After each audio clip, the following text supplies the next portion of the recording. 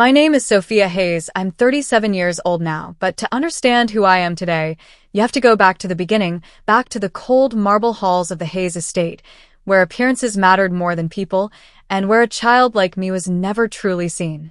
My parents, Charles and Victoria Hayes, were the type of couple you'd see in glossy magazines or on the front page of society columns. Charles was the CEO of Hayes Agricultural Industries, a fertilizer empire that had been in our family for 3 generations. He was the man everyone in the city wanted to shake hands with. Tall, broad-shouldered, a permanent scowl etched onto his face, he carried himself with the kind of confidence that came from money and ruthless ambition. Victoria, my mother, was his perfect accessory. She was beautiful in the polished, practiced way of women who had built their entire identity on appearances. Always dressed in pearls, her hair in a perfect chignon, her lipstick never smudged. She was the hostess of every grand party, the queen of every gala. To outsiders, she was elegance itself. To me, she was distance and coldness wrapped in a designer gown. Growing up in that mansion, with its endless hallways and silent rooms, you'd think I had everything a child could want. My closet overflowed with clothes. I had toys, tutors, a piano teacher, and even a French nanny when I was little. But what I didn't have, what I craved more than anything, was warmth. My earliest memory of my mother is sitting on the edge of her bed, holding up a drawing I had made. I must have been about 6 years old. It was a picture of our family, stick figures holding hands under a big yellow sun. I remember how proud I felt, how I thought maybe, just maybe, this would make her smile. She looked at it, pursed her lips, and said, "Sophia, the sun isn't red. Don't you know anything?" Then she tossed it aside and went back to adjusting her earrings in the mirror. That was my first lesson. Perfection mattered, even in crayon drawings. My father was worse. He wasn't cruel in the way that left bruises, but in the way that left scars you couldn't see. Every dinner was a test. Every conversation was a chance to fail. Sit up straight. Speak clearly. Don't mumble. Why did you get a 92 instead of 100? What will people think of the Hayes name? His voice still echoes in my mind sometimes, sharp and relentless. By the time I reached high school, the pressure had become unbearable. The Hayes name wasn't just a name, it was a prison. I was expected to excel in everything: academics, sports, social life. But inside, I was crumbling. Depression crept in like a fog, heavy and suffocating. I didn't have the words for it back then, and even if I had, I knew my parents wouldn't listen. One night, when I was 16, I tried to tell my mother. I found her in her vanity room, surrounded by the smell of expensive perfumes, carefully lining her lips in the mirror. "Mom," I said, my voice trembling, "I don't know what's wrong with me. I feel so empty all the time. I can't focus. She cut me off with a sharp look. "Empty? Sophia, what could you possibly be empty about? You live in a mansion. You have everything girls your age dream of. You're just being dramatic. Do you want me to call Dr. Harrison and have him put you on some silly pills? Is that what this is?" Her tone dripped with irritation, not concern. I swallowed hard, blinked back tears, and whispered, "Never mind." She went back to her lipstick like I had never spoken. From then on, I kept my pain to myself. But depression doesn't vanish because you ignore it. By my junior year, my grades started slipping. I wasn't failing, but I wasn't the perfect Hayes daughter either. My father noticed every percentage point that dropped. "Mediocre," he spat one night, slamming my report card onto the marble counter. "Do you have any idea how embarrassing this is? The daughter of Charles Hayes, scraping by like some nobody." That word, mediocre, became my identity in his eyes. By senior year, I was drowning. College applications felt like daggers waiting to pierce me. My classmates were applying to Ivy Leagues, bragging about early acceptances, while I barely scraped into a community college. When the letter came, I remember clutching it like a lifeline. It wasn't glamorous, but it was something. It was a chance. I thought maybe, just maybe, my parents would understand. That night, I brought the acceptance letter to the living room. My mother was scrolling on her phone, barely glancing at me. My father stood by the fireplace, his drink in hand. I got in, I said, my voice small. To Brookside Community College. I'll be studying chemistry. For a moment, there was silence. Then my father laughed, a sharp, cruel sound. Community college? He sneered. Do you think that's something to be proud of? Do you have any idea what people will say? The Hayes daughter wasting her life at some second-rate school? I opened my mouth to defend myself, but he cut me off, his voice rising. This family has standards, Sophia. Standards you've clearly failed to meet. If you want to throw your life away, fine, but you'll do it on your own. Don't expect a single penny from me. I felt my heart drop. What do you mean? I whispered. You're out, he said coldly. Pack your things. Tonight. I looked at my mother, hoping, praying, for her to intervene. But she didn't even look up from her phone. Charles, must you make such a scene? She muttered. She'll be fine. And just like that, my world shattered. I remember the weight of the duffel bag as I carried it down the grand staircase. My hands shook as I gripped the straps. Every step felt final. At the door, I turned back one last time, hoping for something, a goodbye, a flicker of regret, anything. My father had already retreated to his study. My mother sat on the couch, scrolling as if I were invisible. The door clicked shut behind me, and I was gone. The next weeks were a blur. I stayed with my friend Megan, sleeping on her pull-out couch. Her family didn't ask too many questions, and I was grateful. I got a job at a greasy diner off the highway, working late-night shifts just to save enough for rent and tuition. The smell of fried food clung to my clothes. My hands were raw from scrubbing dishes, but it was survival. When I finally managed to rent a tiny studio apartment, it felt like freedom, even if it was barely big enough for a bed and a hot plate. I would come home after midnight, collapse onto my mattress, and stare at the cracked ceiling, wondering if I'd made a mistake. But at least it was mine. Brookside Community College was no Ivy League. The classrooms were small, the buildings outdated, but it was a start. And for the first time in my life, I wasn't living under my father's shadow. I wasn't a Hayes anymore. I was just Sophia. I chose chemistry partly because I loved it and partly because it was hard. I wanted to prove, to myself more than anyone, that I could master something complex. Those first months were brutal.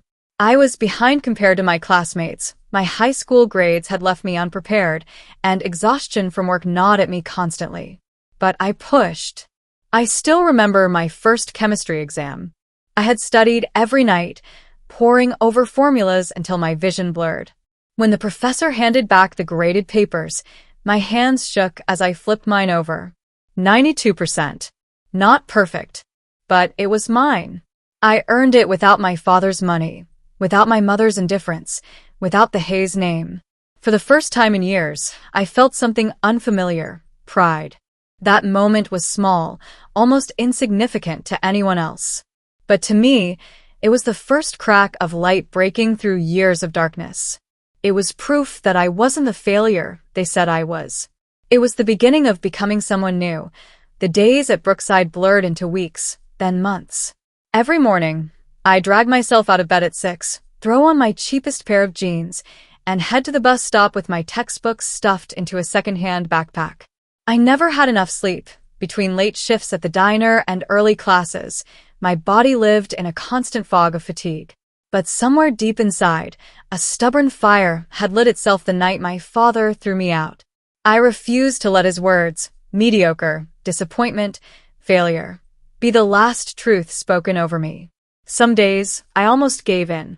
There were nights I'd collapse in the back of the diner after a 10-hour shift, the stench of onions and grease clinging to my hair, and think, what's the point? Maybe they were right. But then I'd remember the 92% on that exam. A single piece of paper, with red ink circled at the top, that whispered, you can do this. You are not them. The studio apartment. My apartment was a shoebox. The rent was cheap because the ceiling leaked every time it rained, and the heater rattled like an old car engine. But when I unlocked that flimsy door at night, it felt like crossing into my own world. I bought furniture from thrift shops, a wobbly table, 2 mismatched chairs, a second-hand mattress that sagged in the middle. I decorated with whatever scraps I could find. Magazine clippings taped to the wall, a thrift store lamp with a crooked shade, a tiny plant I rescued from the clearance rack at a grocery store. That plant became my anchor. Every morning before leaving, I'd water it with a cup, whispering, "Grow, just like me."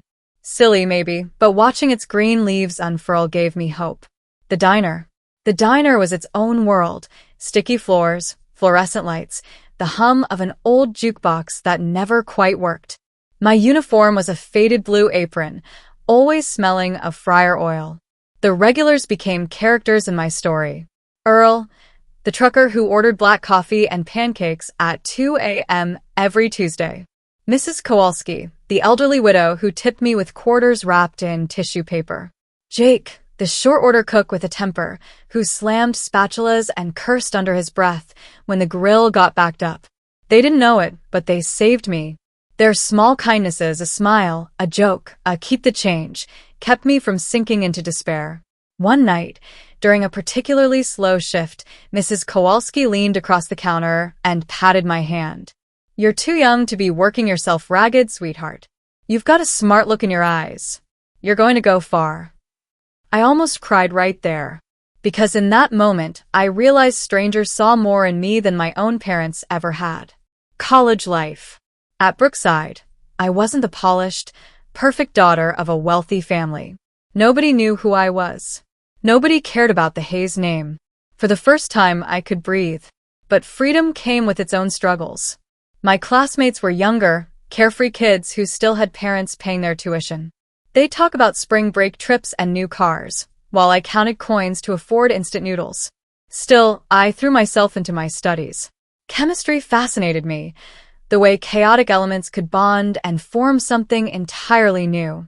It felt like a metaphor for my life, broken pieces recombining into something stronger. I spent late nights in the library, scribbling equations until my hand cramped.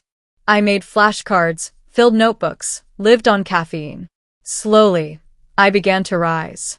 By the end of my first year, my GPA was one of the highest in the department.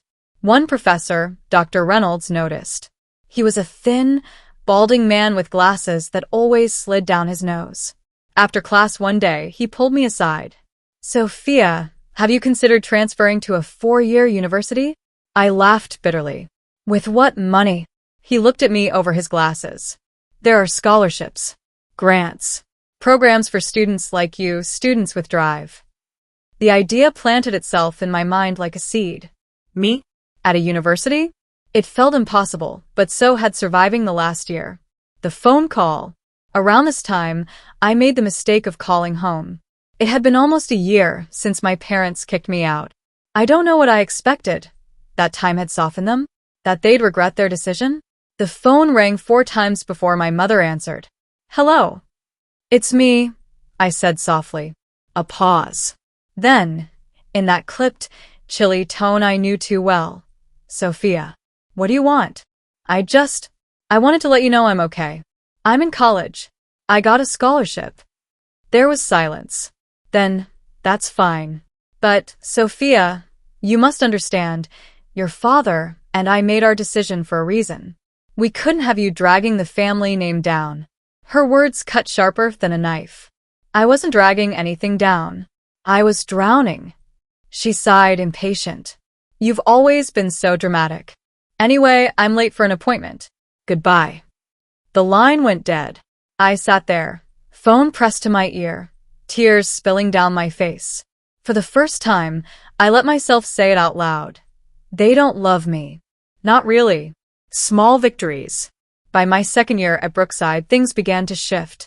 I earned a transfer scholarship to a state university. Moving felt like stepping into a bigger world. Sprawling campus, crowded lecture halls, a chemistry lab that smelled of possibility. Here, I wasn't invisible. Professors took note of me. Classmates respected me. I joined study groups, led projects, even tutored freshmen for extra cash. Every A on a paper, every compliment from a professor felt like a brick laid in the foundation of a new life. But still, at night, alone in my dorm, I'd hear my father's voice in my head. Mediocre. Disappointment. So I studied harder. I pushed myself further. Not because I wanted to prove him wrong, at least not entirely, but because I wanted to prove myself right. Aunt Evelyn. It was during my junior year at the university that I reconnected with Aunt Evelyn, my father's estranged sister. She had left the family decades earlier after a bitter feud, choosing art over the business empire. We found each other by accident, through a mutual acquaintance at a campus art exhibit. She recognized my name and approached me, her kind eyes so different from my parents' cold ones. "You're Charles's daughter, aren't you?" she asked gently. I stiffened. "Yes." "But we're not close."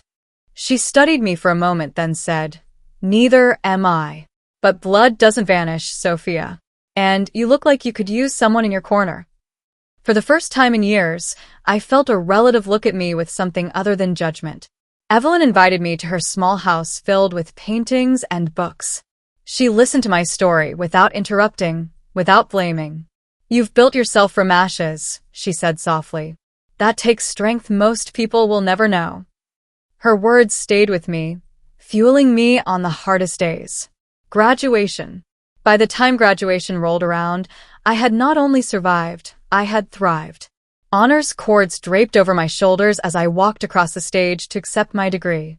My name echoed through the auditorium, followed by applause. I scanned the crowd, knowing my parents weren't there. They hadn't even responded to the invitation I mailed.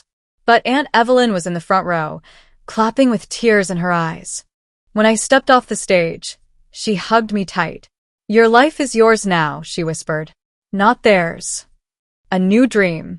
That summer, I met Dr. Harrington, a visiting professor from Oxford, during a research internship. He was eccentric, brilliant, and intimidating, with wild white hair and a booming laugh. He saw something in me that even I hadn't fully recognized. "You have the mind of a researcher, Sophia," he told me. "You don't just memorize, you question, you dig, you want to know why. Have you ever considered graduate school? Abroad, perhaps?" The idea was terrifying. "Me? In England? Studying at one of the most prestigious universities in the world? But the more I thought about it, the more it felt like destiny. I applied to Oxford on a whim, pouring my heart into the application essay. Weeks later, an email arrived. "Congratulations. We are pleased to offer you admission." I sat staring at the screen, unable to breathe. Me. The girl who had been thrown out of her parents' mansion, who had scrubbed dishes in a diner, who had been called mediocre, was going to Oxford. It felt like reclaiming a piece of my soul. The goodbye. Before I left for England, I decided to give my parents one last chance. I wrote them a letter, carefully worded, not bitter, simply sharing the news. I told them I was leaving the country to study at Oxford. I told them I was doing well. I told them I didn't need their money, only their blessing. Weeks passed. No reply. On the day of my flight, I checked the mail one last time. Nothing. So, I boarded the plane alone. But as the clouds swallowed the land below, I realized something. I didn't need their blessing. I had my own. Arrival in Oxford. England was a shock. The cold air, the cobblestone streets, the centuries-old buildings that seemed to whisper history. My tiny student flat overlooked a narrow alleyway, and the first night, I lay awake listening to church bells echo through the city. At Oxford, I felt both small and infinite. Surrounded by brilliant minds, I pushed myself harder than ever. The coursework was grueling, the expectations sky-high, but I thrived. I published papers, presented at conferences, earned the respect of professors who had once seemed untouchable. Every success was a quiet rebellion against the ghosts of my past. By the time I completed my master's and later my PhD, I had become what no one, least of all my parents, believed I could be.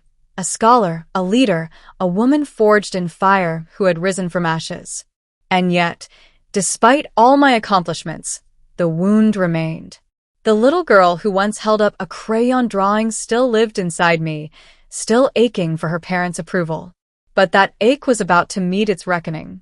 Because fate was leading me to a night where the past and present would collide, where I would finally stand face to face with the people who tried to break me. And this time, I would not be the one walking away in shame, When I first walked through the ancient gates of Cambridge University, I felt as though I were stepping into a dream woven out of stone and history. The Gothic towers loomed above me, their spires piercing the gray English sky. Students hurried across cobblestone courtyards, books tucked under their arms, their laughter echoing off the walls. For a moment, I almost turned back. Me, Sophia Hayes, the outcast, the girl who once scrubbed diner plates until her hands bled. What was I doing here, among the brightest minds in the world? But then I remembered the night I left home. The sting of my father's words. The emptiness in my mother's eyes. The years of struggle. The nights of studying by dim light. The long hours at the diner. I hadn't come this far to shrink now. I squared my shoulders, gripped the strap of my satchel, and walked forward. The new world. Cambridge was not easy. The workload was crushing, the competition fierce. My peers were children of scholars, diplomats, nobility, people who carried centuries of privilege in their blood. They quoted philosophers over dinner, debated politics with ease, wore tailored coats that probably cost more than my entire monthly rent. At first, I felt invisible. In lectures, I kept my head down. In seminars, I hesitated to speak, afraid my American accent and humble background would mark me as lesser. At formal dinners, where we wore robes and ate by candlelight in halls that looked like cathedrals, I felt like an imposter sitting among saints. But books had no prejudice, and equations didn't care about your family name. Chemistry was my equalizer. In the lab, surrounded by beakers and equations, I wasn't the girl from a broken home. I was simply a mind at work. Slowly, professors began to notice. Dr. Whitmore, my supervisor, once said, "Sophia, you have a gift. Not just for understanding the science, but for pushing it forward. Don't hide in the shadows. Step into the arena." His words lit something inside me. The papers. My first published paper was a small breakthrough in agricultural chemistry, ironically the very field my father's company dominated. It focused on eco-friendly fertilizer alternatives, designed to increase crop yield without harming the soil. I poured myself into that research for months, surviving on coffee and adrenaline, often forgetting to eat. When the journal finally published it, I held the glossy issue in my hands and felt tears sting my eyes. For once, the Hayes name appeared not in a business ledger or society column, but in scientific literature, next to my first name, Sophia. The paper gained attention. Invitations trickled in, conferences, panels, networking dinners. My calendar filled with events I never dreamed I'd attend. At one such conference, a professor from Harvard shook my hand and said, "Your work is revolutionary. Keep going. You're on the cusp of something extraordinary." Extraordinary. No one had ever used that word about me before. The price of success. But success came at a price. My days blurred into endless cycles of research, teaching, writing. I became known for my relentless drive, the professor who never stopped working. Colleagues admired me, but few knew me. My students respected me, but none truly understood me. Late at night, when the labs fell silent and the streets outside my flat grew quiet, loneliness pressed in. I would sit by the window, staring at the glowing spire of King's College Chapel, and wonder if this was the life I had fought for, glory without belonging, achievement without love. Sometimes I'd imagine calling my parents, telling them, "Look, I made it. Aren't you proud?" But I knew the silence on the other end would hurt more than rejection. So instead, I buried myself deeper in work. Because if I slowed down, the emptiness might consume me. Aunt Evelyn's letters. The one person who anchored me was Aunt Evelyn. Though she lived back in the States, we wrote to each other constantly. Long letters filled with encouragement, advice, and the kind of love I had never known as a child. She'd slip in little sketches, doodles of flowers or cats, saying, "Life isn't all equations, darling. Remember to look at beauty too." On my toughest days, I'd pull out her letters, read them under the lamplight, and feel less alone. When I told her about my first paper, she wrote, "Do you see, Sophia? You're painting your own masterpiece. Not on canvas like me, but in the language of science. Never let anyone tell you otherwise." I kept that letter pinned above my desk. Years passed. My name grew. More papers, more conferences, more breakthroughs. Eventually, I was offered a permanent post at Cambridge, a dream few achieved. I stood in a lecture hall on my first day as Professor Hayes, my name etched on the door, students filing in with notebooks ready. The girl who once sat on a diner floor, covered in grease, was now standing at the head of one of the world's most prestigious classrooms. After the lecture, a young woman approached me, eyes bright. "Professor Hayes," she said, "I just wanted to thank you. Your story inspired me. I read about how you started at community college, and it gave me hope. People like me, we don't usually make it here." Her words shook me. For the first time, I realized my story wasn't just mine, it was a lifeline for others too. The invitations. By the time I was in my mid-30s, invitations poured in from around the globe. Tokyo, Berlin, New York. I spoke at summits, advised on global agricultural policy, and became a sought-after voice in sustainable farming. But one invitation stood out. A grand academic gala in London, hosted by the Global Science Alliance, a gathering of the most influential minds and donors in the world. Awards would be given, grants announced, partnerships formed. It was the kind of event that cemented reputations. As I read the letter, excitement stirred in me. This was it, the pinnacle of everything I'd fought for. But beneath the thrill, a strange unease gnawed at me. Because I knew my father's company was deeply involved with agricultural funding. The possibility loomed. What if he was there? I tried to dismiss the thought. England was vast. The world was vast. Surely fate wouldn't be so cruel as to force us into the same room. But fate, I would learn, had a twisted sense of timing. The mirror. The weeks leading up to the gala were a storm of preparation. I bought my first designer gown, not borrowed, not thrifted, but paid for with my own hard-earned salary. Deep emerald green, it shimmered in the light, hugging my body in a way that made me feel powerful. When I looked in the mirror, I barely recognized the woman staring back. Gone was the scared teenager who had once stood trembling with a duffel bag at the front door of her parents' mansion. This woman was poised, accomplished, unbroken. And yet, beneath the surface, the little girl still whispered, "Will they see me now?" The night before the gala, I couldn't sleep. I lay in bed, staring at the ceiling, memories swirling. My father's sneer, my mother's indifference, the years of silence. What if they were there? What would I do? Confront them? Ignore them? Pretend they didn't exist? I thought of Aunt Evelyn, her letters, her unwavering belief in me. She once told me, "You don't need their approval, Sophia. You've already built a life they could never understand." But part of me still longed for it. The child in me still wanted to hold up a drawing and hear, "Well done." I finally drifted off just before dawn, heart heavy with dread and anticipation. The gala. The night arrived. The grand ballroom glittered with crystal chandeliers and golden light. Laughter and conversation filled the air as the world's brightest minds mingled with the world's wealthiest patrons. I stepped into the room, the emerald gown flowing behind me, my heels clicking against marble floors. Heads turned. For once, I wasn't invisible. I was Sophia Hayes, professor of Cambridge, guest of honor. Waiters glided past with trays of champagne. A string quartet played softly in the corner.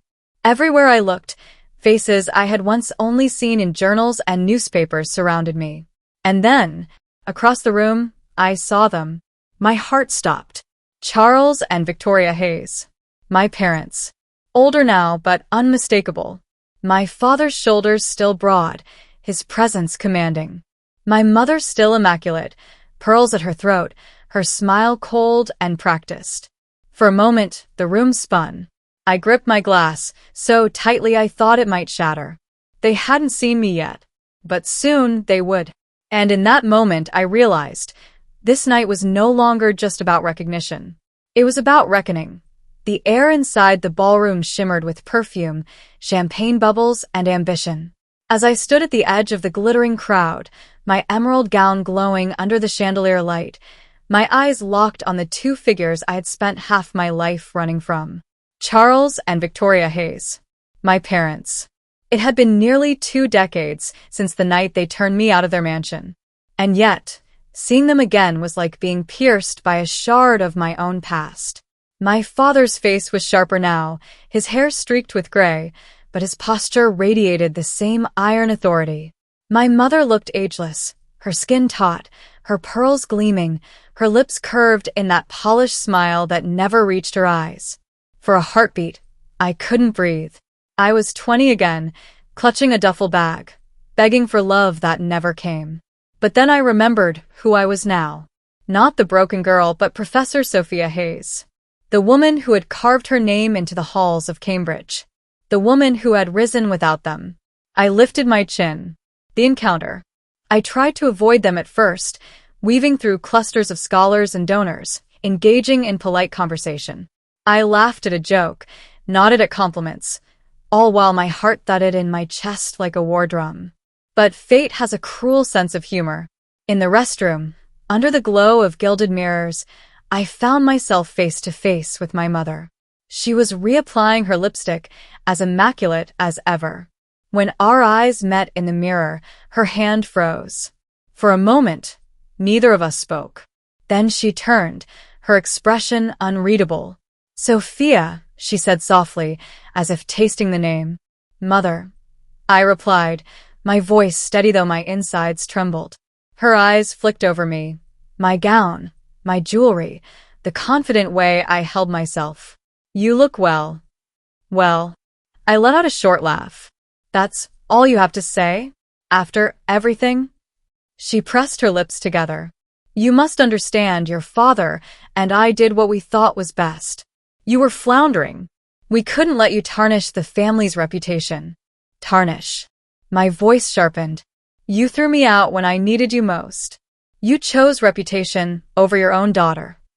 Her gaze wavered, just for a moment, before hardening again. "You survived, didn't you? Perhaps we were right. It made you strong." The cruelty of it stole my breath. "Don't you dare take credit for my strength. I built myself in spite of you, not because of you." She said nothing. The silence stretched, thick with unspoken years. Then, in a voice almost tender, she whispered, "You've become impressive, Sophia." I stared at her, searching for sincerity. But her eyes were glass. She wasn't here to apologize. She was here to reclaim me, to fold my success back into the Hayes legacy. "Not this time." I stepped closer, lowering my voice. "I will never be yours again. Whatever I am, whatever I've achieved, it has nothing to do with you. Remember that." Her lips parted, but no words came. I left her standing there, her reflection cracking in the mirror behind me. The award. When it was time, the lights dimmed, and the evening's program began.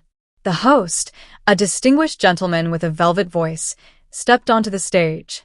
"Ladies and gentlemen, tonight we honor those who have shaped the future of science.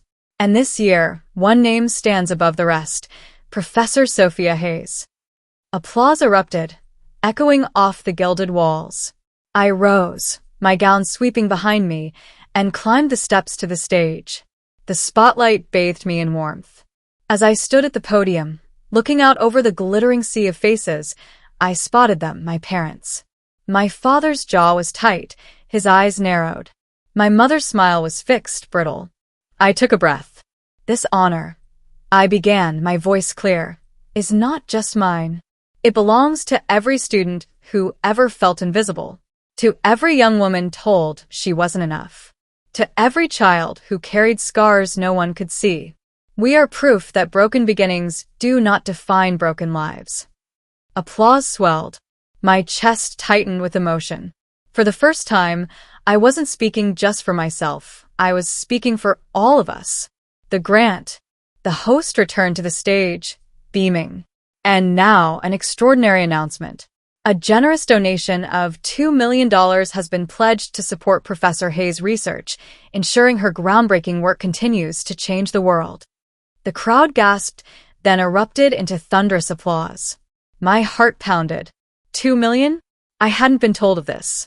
The host continued, "This donation comes from Hayes Agricultural Industries." The name sliced through me like a blade.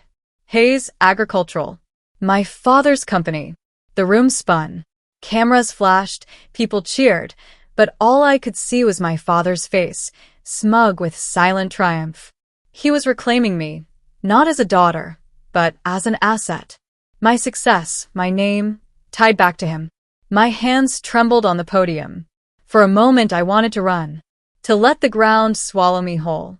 But then something inside me hardened. No, not this time. I leaned into the microphone. I want to thank the donors for their generous contribution. But I need to make something clear.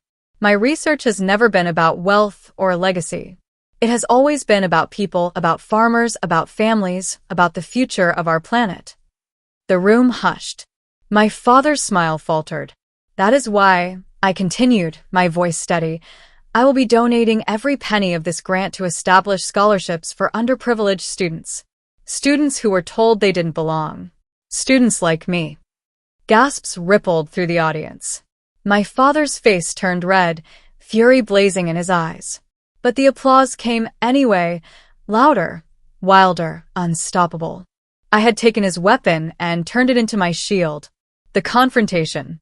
After the ceremony, the ballroom buzzed with whispers. Some praised my boldness, others gossiped about the scandal. But I barely heard them.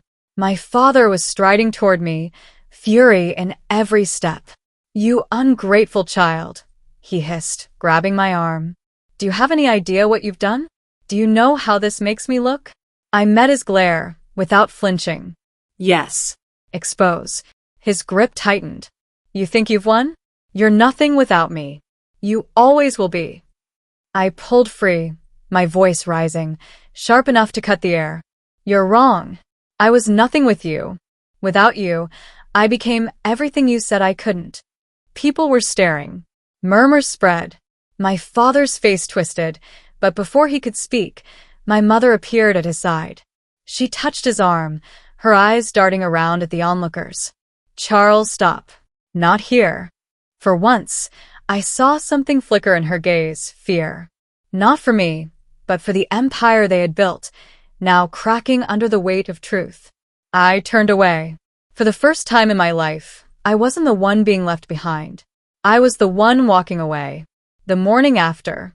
The next morning, headlines blazed across newspapers and websites. Professor Hayes donates $2 million grant to scholarships. Science gala stuns as heiress rejects family fortune. Sophia Hayes, redefining legacy. I sipped my coffee by the window of my small flat. The papers spread across the table.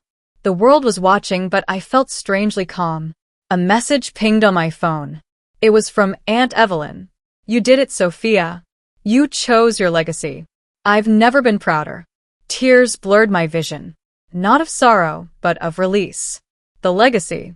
Weeks later, as I stood in a lecture hall, announcing the new scholarship fund to a group of wide-eyed students, I realized something. This was my revenge. Not rage, not destruction, but creation. I had broken the chain. The Hayes name would no longer stand for coldness and pride. It would stand for opportunity, for resilience, for hope. My parents had tried to erase me, but I had rewritten myself. And in the end, I understood.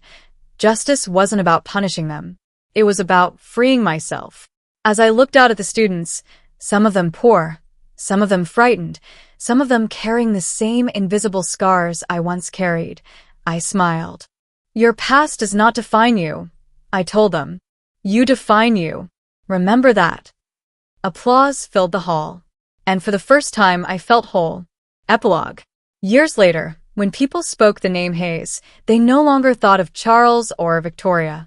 They thought of Sophia, the professor, the pioneer, the woman who turned pain into power. And somewhere deep inside, the little girl who once held up a crayon drawing finally heard the words she had waited for all her life. "Well done."